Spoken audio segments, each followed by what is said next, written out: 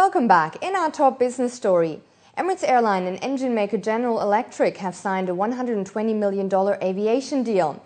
The agreement will allow GE to oversee Emirates' new engine overhaul shop, which will be built in Dubai.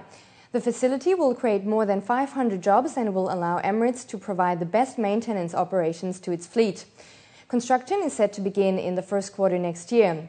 Once fully operational in 2014, it will be able to repair 300 engines per year that power Boeing's 777 and Airbus A380s.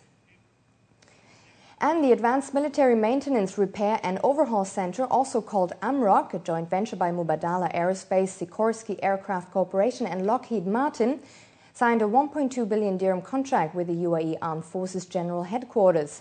AMROC will provide maintenance and repair of aircrafts and helicopters for the armed forces, which will allow it to focus on its operations and manpower.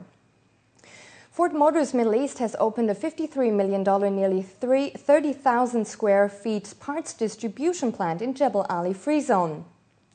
The investment in the Middle East Parts Distribution Center is Ford's largest single investment in the region to date and its most significant service initiative ever in the Middle East, it said in a statement. It will reduce the time customers have to wait for parts to arrive at their service locations, as now nearly all parts needed will be immediately available in the region for vehicle services or repairs. Parts from the new facility, Ford's first in the Middle East, will be shipped to 11 countries throughout the region. Abu Dhabi National Oil Company, also known as TAQA, recorded a net profit of 530 million dirhams this third quarter, more than double the 218 million the previous quarter, as oil and gas revenues rose.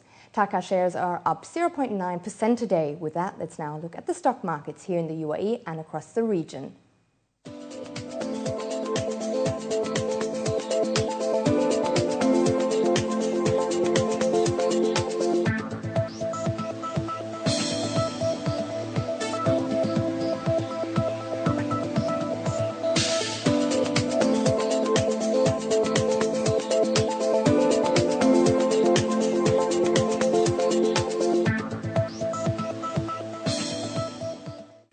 We have Tim Fox here with us, Chief Economist at Emirates NBD, to talk about how large the likelihood is that Germany and Europe altogether could face another recession.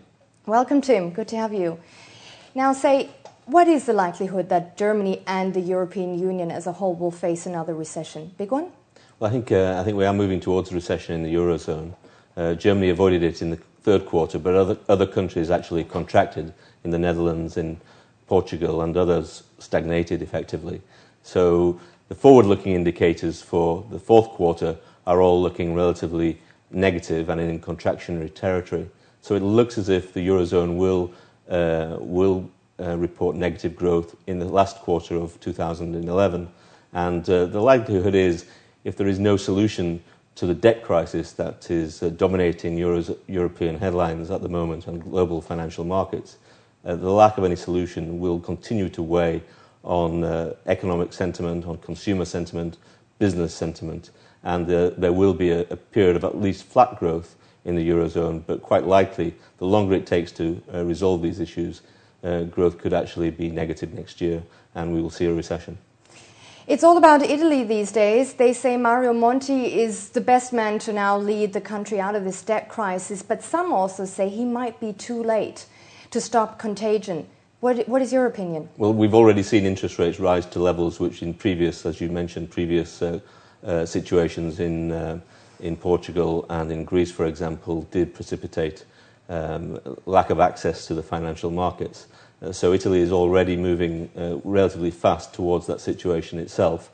It's not quite there. I think the situation, the economic variables in Italy are a little bit different to other parts of the Eurozone. The deficit situation is not quite as bad, but Italy is still relatively inefficient. It has low growth. It is not very competitive. So it needs to address a lot of structural reforms. And I think the danger is that the population will be resistant to those reforms, and the political unity needed to bring them forward and implement them will also be lacking. So I think it's going to be a very hard job for Mario Monti to deliver on the pledges he's making.